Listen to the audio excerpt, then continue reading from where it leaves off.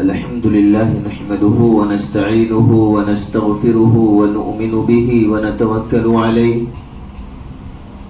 ونعوذ بالله من شرور أنفسنا ومن سيئات أعمالنا من يهده الله فلا مضل له ومن يضلله فلا هادي له ونشهد أن لا إله إلا الله وحده لا شريك له ولا نزير له ولا وزير له ولا مشير له ولا معين له ولا مثل له ولا مثال له ونشهد أن سيدنا وسندنا ونبينا وحبيبنا وشفيعنا ومولانا وملجانا محمد صلى الله تعالى عليه وعلى آله وأصحابه وبارك وسلم تسليما كثيرا كثيرا.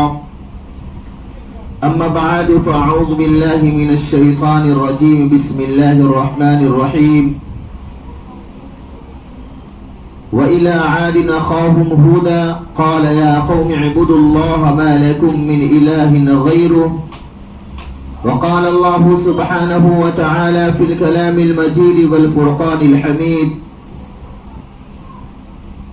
وإلى ثمود أخاهم صالحا قال يا قوم اعبدوا الله ما لكم من إله غيره. وقال الله سبحانه وتعالى في الكلام المجيد والفرقان الحميد وإلى مدين أخاهم شعيبا قال يا قوم اعبدوا الله ما لكم من إله غيره.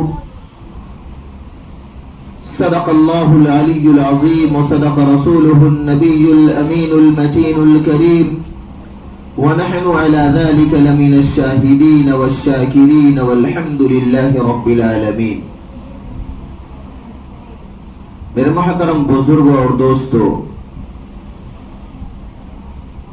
پردہ نشین میری ماں اور بہنوں، السلام علیکم ورحمۃ اللہ وبرکاتہ. عزیزان گرامی، اللہ رب العزت کا بے انتہا فضل ہوا، اس کا کرم ہوا کہ اس نے ہم سب لوگوں کو ایسے نبی کا امتی بنایا جن کو اللہ پاک نے حضرت آدم علی نبینا علیہ السلام سے لے کر کے حضرت عیسیٰ علی نبینا علیہ السلام تک کم و بیش 1,24,000 انبیاء علیہ السلام کے امامت کا شرف عطا فرمایا. اور ہم ایسے نبی کی امت ہیں کہ جن کو اللہ پاک نے اس دنیا کے اندر بھیجنے کے لیے،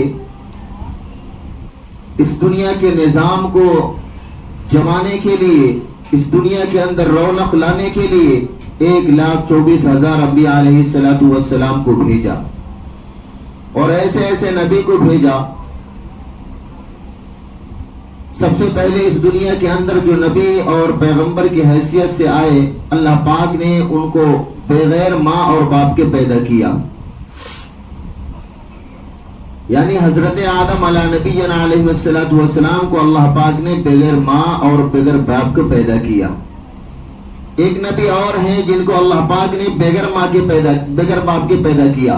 ان کی ماں ہے لیکن باپ کو پتہ نہیں، باپ ہے ہی نہیں. جن کو قرآن کریم میں اللہ پاک نے سورہ بارہ کے اندر ارشاد فرمایا، سورہ مریم کے اندر ان کی والدہ کا نام تھا حضرت مریم علیہ السلام. جب ان کے پیٹ کے اندر حمل ہوا تو لوگوں نے ان کو تانا دینا شروع کر دیا. لوگ کہتے تھے اے مریم یہ تو کیا کر لی، تو کس سے منہ کالا کروائی. لوگ الزام لگانے لگے. جب بچہ کی ولادت ہوئی تو لوگ کہے مار کے ہنستے تھے. ان کے اوپر انگلیاں کیچڑ اچھالنے لگے، ان کو برا بھلا کہنے لگے، لعن طعن کرنے لگے کہ بغیر ماں بغیر باپ کا بچہ پیدا ہو گیا. اے مریم تمہاری تو ابھی شادی بھی نہیں ہوئی ہے اور تمہارے بچہ پیدا ہو گیا. مریم علیہ نبینا علیہ السلام نے فرمایا کہ مجھ سے کیا کہتے ہو، یہ جو بچہ پیدا ہوا ہے اسی بچے سے پوچھ لو. لوگوں نے کہا کہ یہ تو کیسے ہو سکتا ہے، یہ بچہ کیسے بولے گا.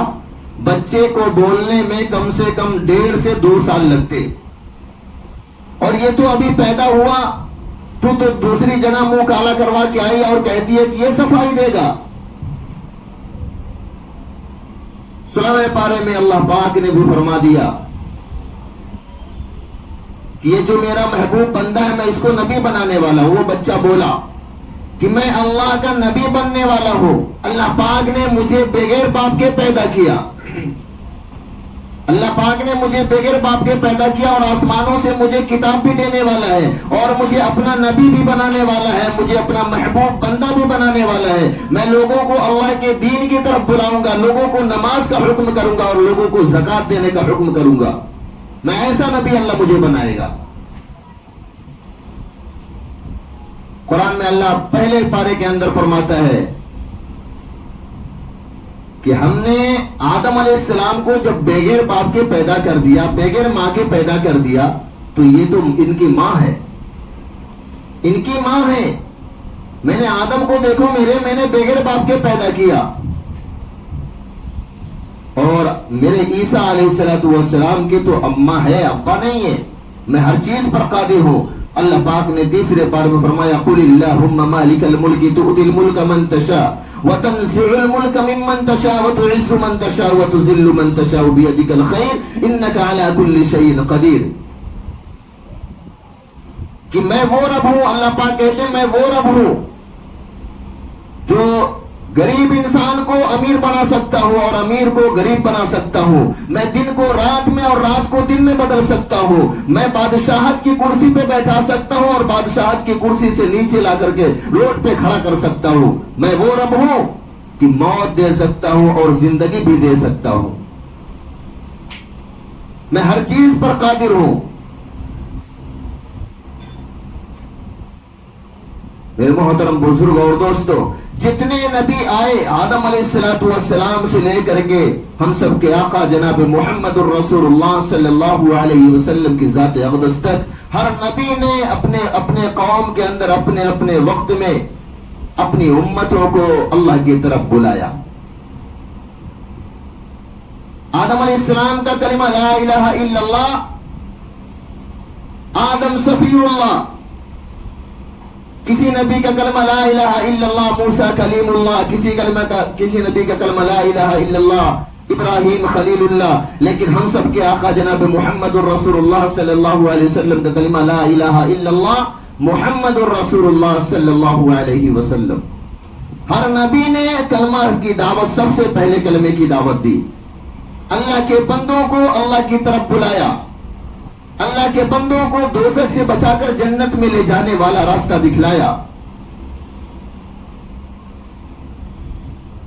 ایسے ایسے نبی کہ دنیا میں جب آنے کے بعد اپنی قوم کو اپنی طرف بلاتے تھے, اللہ کی طرف بلاتے تھے, دین کا کلمہ ان تک پہنچاتے تھے کہ پڑھ لو لا الہ الا اللہ, نہیں ہے کوئی معبود سوا اللہ کے, کامیاب ہو جاؤ گے. تو کسی قوم نے اپنے وقت کے نبی کو چولی پہ بھی چڑھا دیا, کسی قوم نے اپنے وقت کے نبی کو پتھروں سے بھی مارا, یہاں تک کہ ہم سب کے آقا جناب محمد الرسول اللہ صلی اللہ علیہ وسلم کے چہرے پر تھپڑ بھی رسید کیے گئے. طائف کا واقعہ دیکھو تو پتھر مار مار کر لہو لہان کر دیا گیا. جو لوگ اللہ کے رسول صلی اللہ علیہ وسلم کو امین صادق کہتے تھے وہ ان کو گالیاں دینے لگے. یہاں تک کہ نماز کی حالت میں اگر نماز پڑھتے تھے آقا مدنی جناب محمد الرسول اللہ صلی اللہ علیہ وسلم تو اونٹ کی اوجھڑی لا کر کے گلے میں پھنسا دی جاتی تھی, گلے پہ ڈال دی جاتی تھی, رسیاں کپڑے باندھ کے گھسیٹ دیے جاتے تھے. اتنی اذیتیں پہنچائی گئی لیکن کسی نبی نے نہیں چھوڑا کلمہ کی دعوت دینا. لا الہ الا اللہ پڑھ لو کامیاب ہو جاؤ گے.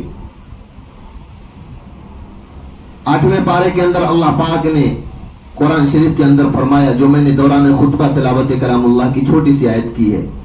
اللہ پاک نے حضرت ہود علیہ السلام کا ایک واقعہ بیان کیا اس میں کہ جب اللہ پاک نے حضرت ہود علیہ نبینا علیہ السلام کو نبوت عطا فرمائی تو بڑی خوشخبری ہوئی ان کو, بڑے خوش ہوئے. بولے کہ اللہ پاک میں نبی, اللہ پاک آپ نے مجھے برگزیدہ بندہ بنا لیا, مجھے پیغمبر بنا دیا, اللہ پاک مجھے کیا کرنا پڑے گا؟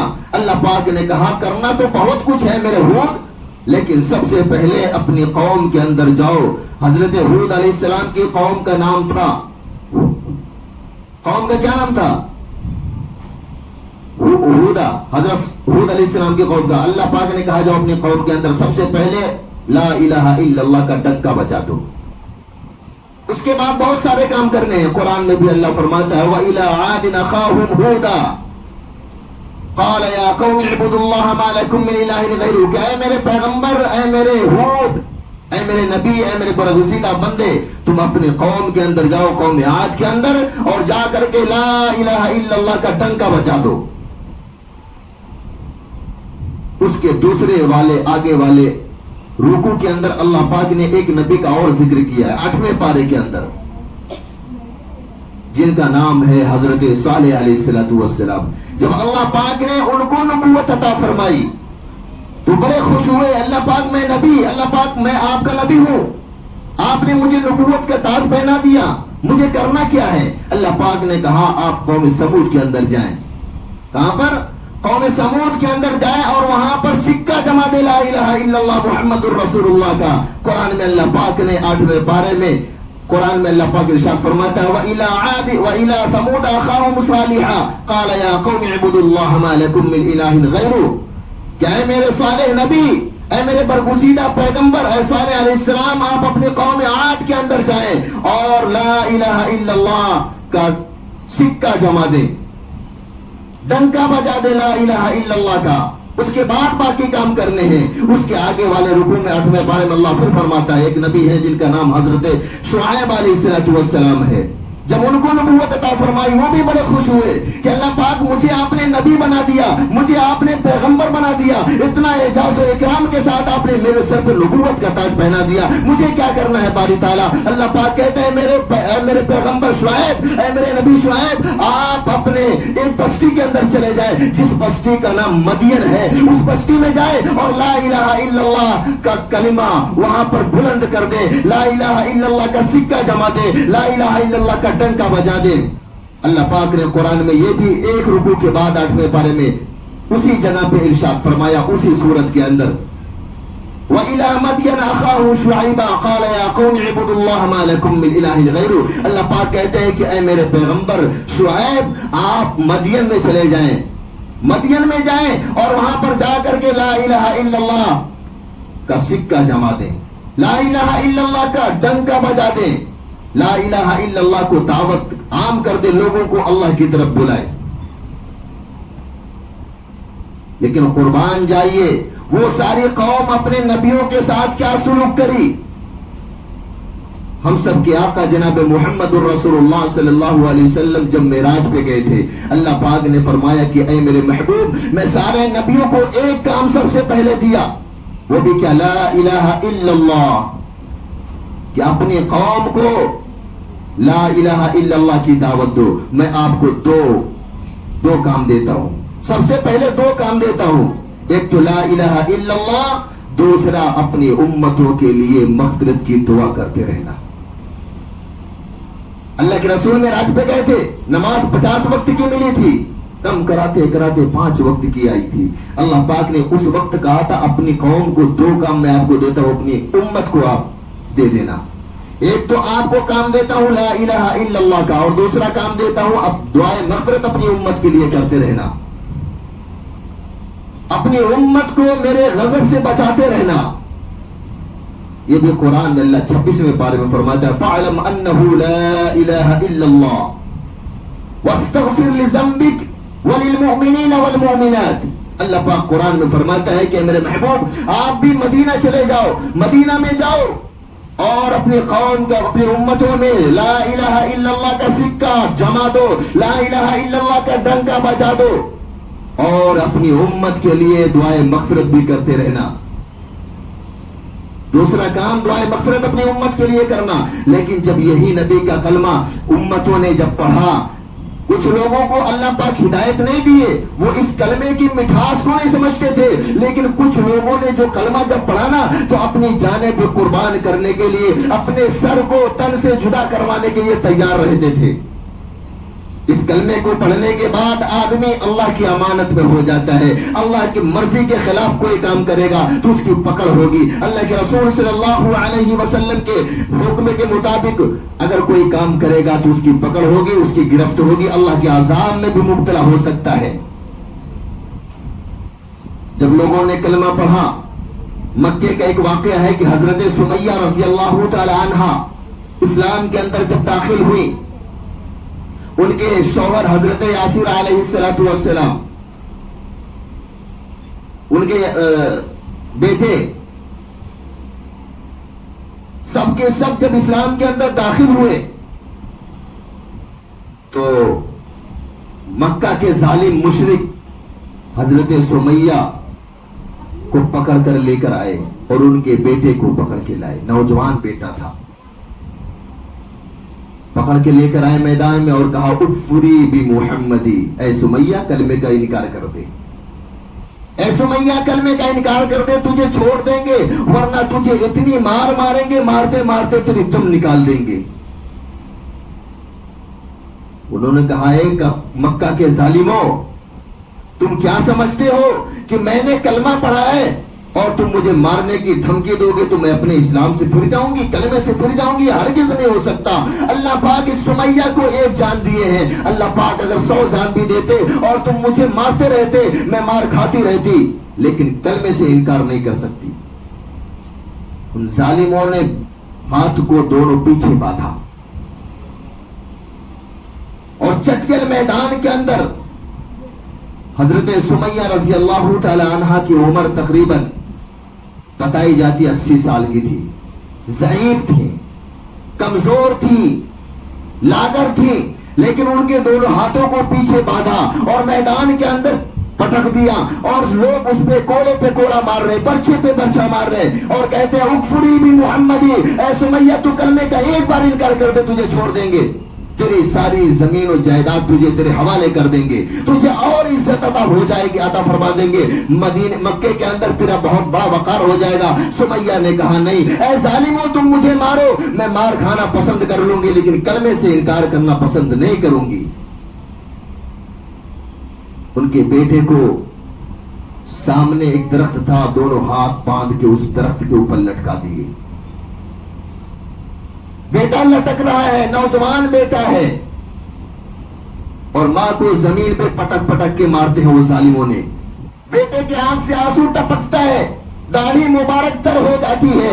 اس کی ماں کی نظر جب بیٹے کے اوپر پڑتی ہے, بیٹا کہتا ہے امی پریشان مت ہو, میں بہت آرام سے ہوں, امی پریشان مت ہو, میں بہت آرام سے ہوں. ماں کو نیچے ظالم مار رہے ہیں, بیٹا اوپر تڑپ رہا ہے اور کہتا ہے یا اللہ, میں اتنا نوجوان ہو کر کے بے بس ہوں کہ میری ماں کو میرے سامنے زمین کے اوپر گھسیٹ گھسیٹ کے مارا جا رہا ہے, لیکن میں کچھ کر نہیں سکتا کیونکہ میرے دونوں ہاتھ بدھے ہوئے ہیں.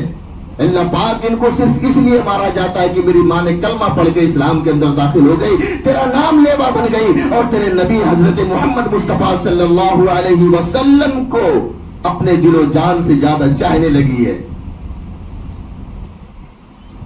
ظالموں نے مارتے مارتے تھک گئے تو کچھ دیر کے بعد کوئی شخص آیا حضرت سمیہ رضی اللہ تعالیٰ عنہ کے پاس اور کہتا ہے کہ اے سمیہ, ان کے کان میں جا کے کہتا ہے اے سمیہ, ایک مرتبہ کلمے کا انکار کر دے, یہ ظالم تجھے چھوڑ دیں گے ورنہ مار ڈالیں گے تجھے, اور کہہ دینا کہ میں بے ہوش تھی, میں ہوش میں نہیں تھی, اس لیے میں نے کلمے کا انکار کر دیا تھا. وہ سمیہ نے کہا, اس سمیہ کا اس وقت کا جملہ یہ تھا کہ تم کہتے ہو کہ میں بے ہوش تھی, ابھی تو میں ہوش میں آئی ہوں کہ مجھے پتا اب چلا کہ میرا رب کون ہے, اور مجھے پتا اب چلا کہ میرا دین کیا ہے, اور مجھے اب پتا یہ چلا کہ محمد الرسول اللہ صلی اللہ علیہ وسلم کون ہے. کہتی ہے سمیہ رضیت باللہ ربا, میں خوش ہوں کہ میرا رب اللہ ہے, رضیت باللہ ربا, میں خوش ہوں کہ میرا رب اللہ ہے, رضیت بالاسلام دینا, اور میں خوش ہوں کہ میرا مذہب اسلام ہے, وبمحمد النبیہ, اور میں خوش ہوں کہ میرا نبی حضرت محمد مصطفیٰ صلی اللہ علیہ وسلم ہے. رضیت باللہ ربا وبالاسلام دینا وبمحمد النبیہ, میں راضی ہوں کہ میرا رب اللہ ہے, میں خوش ہوں کہ میرا رب اللہ ہے, اور میں خوش ہوں کہ میرا دین اسلام ہے، اور میں خوش ہوں کہ میرا مذہب میرے نبی حضرت محمد مصطفیٰ صلی اللہ علیہ وسلم ہے۔ اس ظالموں نے، مکے کے جو ظالم تھے، وہ 2 اونٹ کو منگاتے ہیں اور کہتے ہیں سمیہ دیکھ یہ 2 اونٹ منگائے ہیں ہم نے، ایک پیر تیرے ایک اونٹ میں باندھیں گے اور دوسری ٹانگ تیرے دوسرے اونٹ میں باندھیں گے، اور دونوں اونٹوں کو 2 طرف گھما دیں گے، دونوں اونٹوں کو 2 طرف دوڑا دیں گے، اور اگر تو کلمے کا انکار کرتی ہے اکفری بمحمد تو تجھے چھوڑ دیں گے، اور نہیں تو تیرا دونوں پیر دونوں ٹانگ اس اونٹوں میں باندھ کے اور دونوں اونٹ ہاتھ دیں گے تو تیرے 2 ٹکڑے ہو جائیں گے۔ سمیہ نے کہا کہ میرے ایک جان جائے گی نا، لیکن اگر اللہ پاک مجھے 100 جان دے دے تو میں اس دین کے لیے قربان کر دیتی، اس کلمے کے اوپر قربان کر دیتی۔ رضیت باللہ ربا وبالاسلام دینا وبمحمد النبی صلی اللہ علیہ وسلم۔